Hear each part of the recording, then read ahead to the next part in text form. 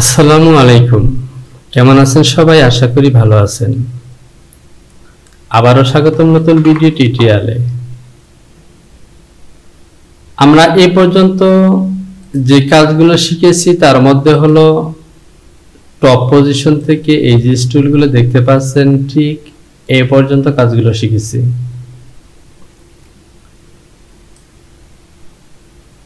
আজকের ভিডিওতে আমরা এখান থেকেই শুরু করব। তো প্রিয় টপার, মূল কাজ শুরু করার পূর্বে আপনি যদি আমার চ্যানেলটিতে নতুন হয়ে থাকেন, চ্যানেলটিকে সাবস্ক্রাইব করুন, পাশে থাকা অ্যালার্ম বেলটিকে বাজিয়ে দিন নতুন ভিডিওর নোটিফিকেশনটি পাওয়ার জন্য। আর যদি পূর্বে থেকে সাবস্ক্রাইব করে থাকেন তাহলে অসংখ্য ধন্যবাদ। ভিডিওতে একটি লাইক দিয়ে সঙ্গে থাকুন।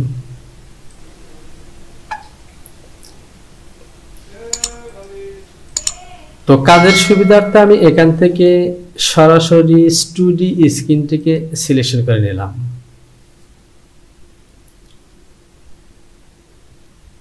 আমি এখান থেকে এস বাটনটি ক্লিক করলাম এবং একটি রেক্ট্যাঙ্গেল নিলাম।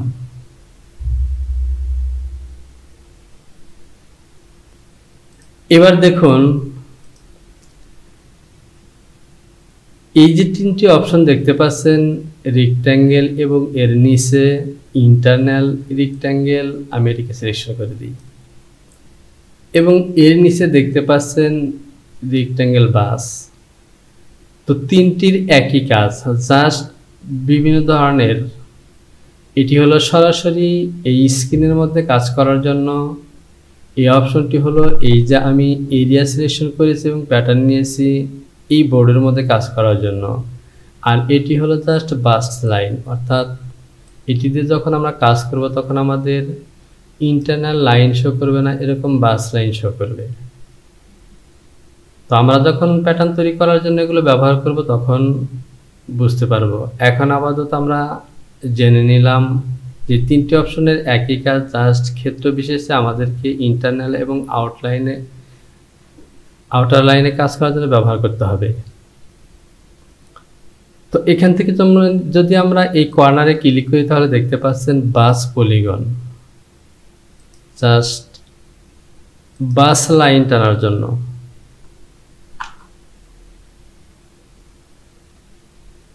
এরপর এখান থেকে বাস রেক্ট্যাঙ্গেল, অর্থাৎ আমরা যে কাজটি করব না কেন এখানে বাস লাইন শো করবে।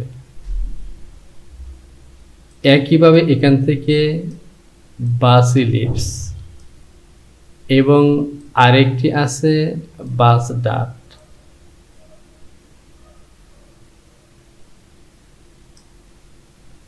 অর্থাৎ তিনটি অপশনের কাজ একই ধরনের, জাস্ট এটি হলো স্ক্রিনে কাজ করার জন্য। এই অপশনটি হলো প্রথমে একটি প্যাটার্ন এরিয়া নিয়ে এর ভিতরে কাজ করার জন্য এবং বাস লাইন দিয়ে কাজ করার জন্য। তো আশা করি এই তিনটি অপশন নিয়ে আর বলার কিছু নেই। আমি এখান থেকে ব্যাগে আসলাম। আমরা পরবর্তী যে টুলটি আছে, যেমন এখান থেকে দেখতে পাচ্ছেন ট্রাক, এটি নিয়ে কথা বলবো। তো এই ট্রাক অপশনটি ল্যাকটা সফটওয়্যারের মধ্যে আছে, তবে সেখানে কিন্তু এটিতে কাজ করা যায় না।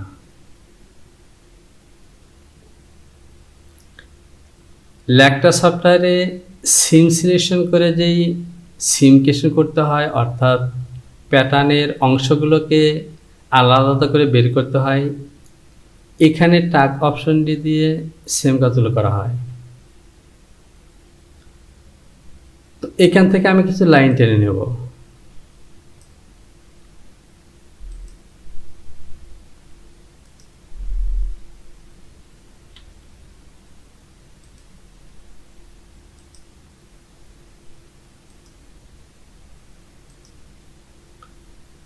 তো দেখতে পাচ্ছেন আমি লাইন টানলাম।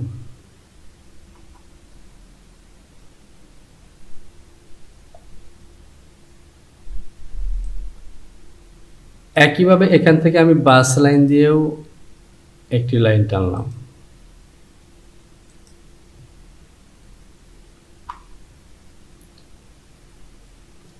এবার আমি এখান থেকে ট্রাক অপশনটি সিলেকশন করব এবং প্যাটার্ন সিম করে বের করব। তো দেখতে পাচ্ছেন এই যে লাইনটি সিলেকশন হয়েছে, আমরা যদি এই লাইনের উপর রেখে রাইট বাটন ক্লিক করি তাহলে এখান থেকে দেখতে পাচ্ছেন কয়েকটি অপশন চলে এসেছে।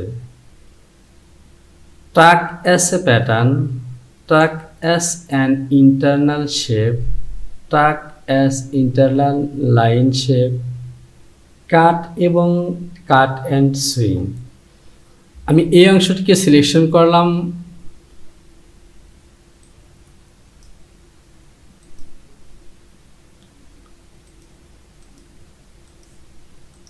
রাইট বাটন ক্লিক করলাম এবং ট্র্যাক অ্যাস এ প্যাটার্ন।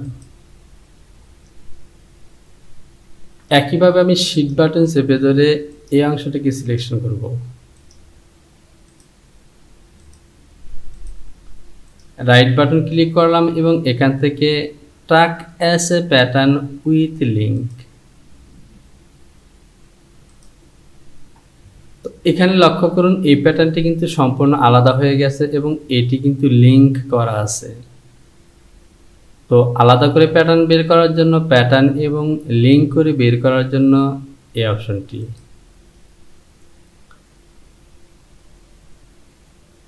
এরপর আবারও আমি এই অংশটি সিলেকশন করলাম, রাইট বাটন ক্লিক করলাম এবং এখান থেকে দেখতে পাচ্ছেন track as a internal shape. Already কিন্তু ইন্টারনাল শেপ সিলেকশন হয়ে গেছে, দেখতে পাচ্ছেন। আরও যদি ক্লিয়ার করে বলতে যাই তাহলে আমি এখান থেকে এই প্যাটার্নটির মধ্যে একটা শেপ দেই,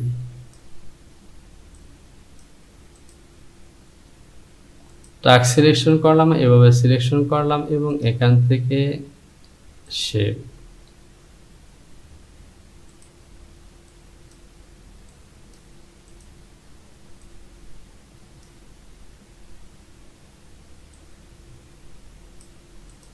দেখতে পাচ্ছেন শেপটি কিন্তু আলাদা হয়ে গেছে।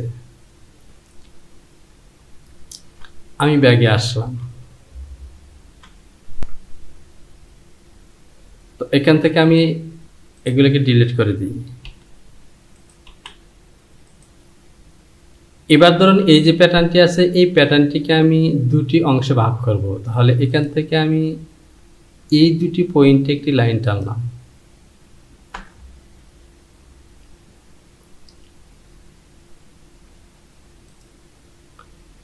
এবার আমি এখান থেকে ট্র্যাক সিলেকশন করব এবং এই লাইনটিতে রাইট বাটন ক্লিক করব এবং এখান থেকে কাট। তাহলে দেখতে পাচ্ছেন দুটি অংশ কিন্তু আলাদা হয়ে গেছে। এবার ধরুন এই দুটি লাইনকে কাটবো এবং সাথে সুইংও করব। তাহলে এখান থেকে এই লাইনটিতে রাইট বাটন ক্লিক করব, এখান থেকে কাট এন্ড সুইং। তাহলে দেখতে পাচ্ছেন কাটার পাশাপাশি এটি সুইংও হয়ে গেছে। তো সুইং যে হয়েছে বোঝার জন্য আমরা এখান থেকে এই যে দেখতে পাচ্ছেন এডিট সুইং এই অপশনতে ক্লিক করব। তাহলে দেখতে পাচ্ছেন এখান থেকে দেখাচ্ছে যে এই দুই লাইনটি সুইং হয়ে গেছে। অর্থাৎ এই ট্র্যাক সিলেকশন করে আমরা একটা অংশ বের করতে পারি, একটা শেপ লাইনকে কপি করতে পারি, একটা নির্দিষ্ট প্যাটার্নকে বের করতে পারি। ঠিক ল্যাগটাতে সিম দিয়ে যেসব কাজ করা হয়। তো সরাসরি প্যাটার্ন কেটে বের করা যে সিস্টেমটি এটি কিন্তু ল্যাগটা সফটওয়্যারে নেই।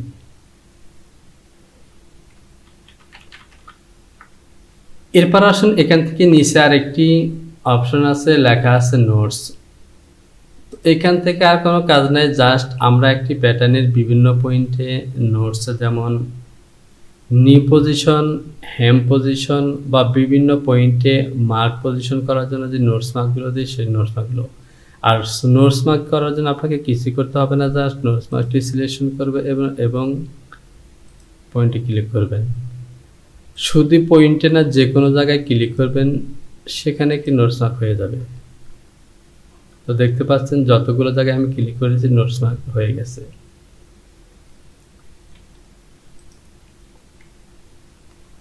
তো নোটস মার্ক নিয়ে এখানে আর শেখার কিছু নেই, জাস্ট আমরা টাগ দিয়ে কিভাবে বিভিন্ন লাইন, শেপ এবং প্যাটার্নগুলোকে সিম করবো আমরা তা শিখলাম। এরপর আসুন এর নিচে আরেকটি অপশন আছে, সেটি হলো সিম অ্যালাউন্স। আমরা যখন একটা প্যাটার্ন তৈরি করব অবশ্যই সেই প্যাটার্নটিতে সিম অ্যালাউন্স দিতে হবে। তো আমরা সিম অ্যালাউন্সগুলো কিভাবে দেব?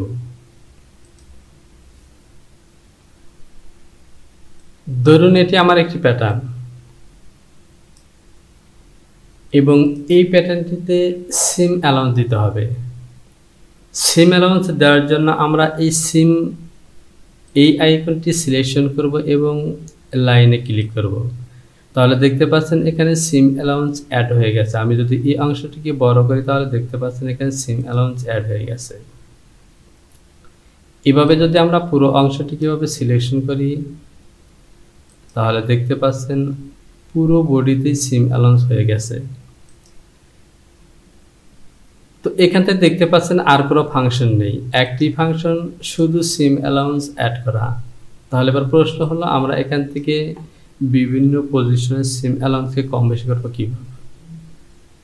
এই সিম অ্যালাউন্সগুলো কমানো বাড়ানোর জন্য আমাদেরকে আরেকটি অপশন ব্যবহার করতে হবে। তাহলে এখান থেকে প্রপার্টিস,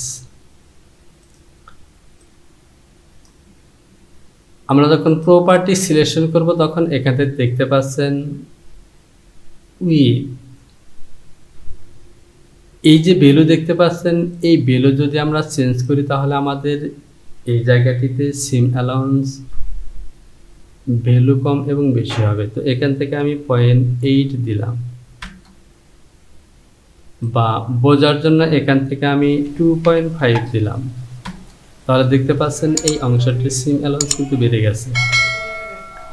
আমি যদি পুরো অংশটিকে এভাবে সিলেকশন করি এবং এখান থেকে 5 দিয়ে দিই তাহলে দেখতে পাচ্ছেন পুরো অংশ বেড়ে গেছে। অর্থাৎ যেই লাইনে আমার সিম অ্যালাউন্স যেভাবে দরকার আমরা এখান থেকে ভ্যালু চেঞ্জ করে দেব। আশা করি সিম অ্যালাউন্স কিভাবে দিবেন তা বুঝতে পেরেছেন।